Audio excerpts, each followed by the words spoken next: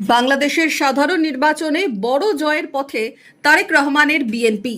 বাংলাদেশের মসনদে বিএনপির কাছে কি দাবি করলেন অধীর চৌধুরী? বাংলাদেশের নির্বাচনটা ঠিক তো নির্বাচন হয়নি, আংশিক নির্বাচন হয়েছে, কারণ সব দল সেখানে অংশগ্রহণ করতে পারেনি। আর বিএনপি জিতবে এটা আমার ধরেই নেওয়া হয়েছিল। বাংলাদেশে আরো অনেক পার্টি আছে, তারা সেভাবে অংশগ্রহণ করেনি।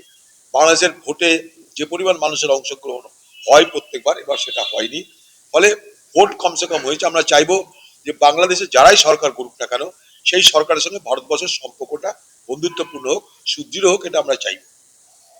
যদি বলেন ভোটের কথা, তাহলে অভিযোগ যে বাংলাদেশের সব পার্টিকে সেখানে ভোটে অংশগ্রহণ করতে দেওয়া হয়নি।